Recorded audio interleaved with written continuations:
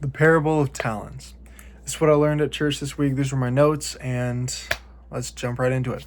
I'm going to be reading out of Matthew 25, starting in 14, going to 30. Again, it will be like a man going on a journey who called his servants and entrusted his wealth to them. To one he gave 5 bags of gold, to another 2, and to another 1 bag, each according to his ability. Then he went off on his journey. The man who had received 5 bags of gold went at once and put his money to work and gained 5 bags more. So also the one with 2 bags of gold gained 2 more. But the man who had received 1 bag went off, dug a hole in the ground, and hid his master's money. After a long time, the master of those servants returned and settled accounts with them. The man who had received 5 bags of gold brought the other 5. Master, he said, you entrusted me with 5 bags of gold. See, I have gained 5 more. His master replied, well done, good and faithful servant. You have been faithful with a few things. I will put you in charge of many things. Come and share your master's happiness. The man with 2 bags of gold also came.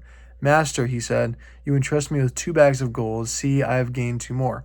His master replied, well done, good and faithful servant. You have been faithful with a few things. I will put you in charge of many things. Come and share your master's happiness. Then the man who had received 1 bag of gold came. Master, he said, I knew that you are a hard man, harvesting where you have not sown and gathered, where you have not scattered seed. So I was afraid and went out and hid your gold in the ground. See, here is what belongs to you. His master replied, you wicked, lazy servant, so you knew that I harvest where I have not sown and gather where I have not scattered seed. Well then, you should have put my money in deposit with the bankers so that when I returned, I would have received it back with interest. So take the bag of gold from him and give it to one who has 10 bags. For whoever has it will be given more, and they will have an abundance. Whoever does not have, even what they have will be taken away from them.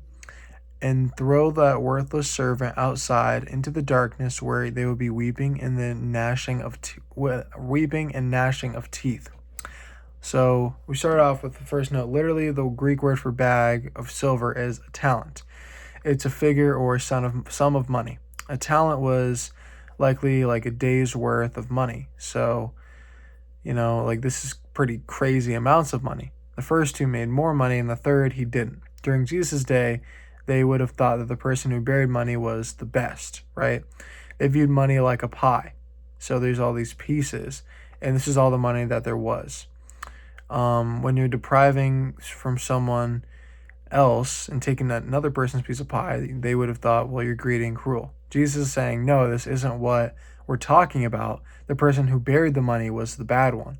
It's confusing, but it all works out. So in this, the master is Jesus, and he's giving the servants money, and he goes back to heaven, aka he's giving the servants knowledge. The servants are followers of Jesus. Jesus has given you talents, which it really means like gifts / abilities / skills, and the talents equal abilities. So you're not going to be great at everything, but there's a purpose that God creates from people with different amounts of skills. For example, one had 5 talents and the other one had 2. You should use these talents / abilities to further God's kingdom. So ask yourself today, the first question, am I living a way where I'm growing with Jesus and I'm using them to further his kingdom and grow others' faith in God? And the second question, do people see Jesus in you? Thank you so much for watching. Have an amazing day.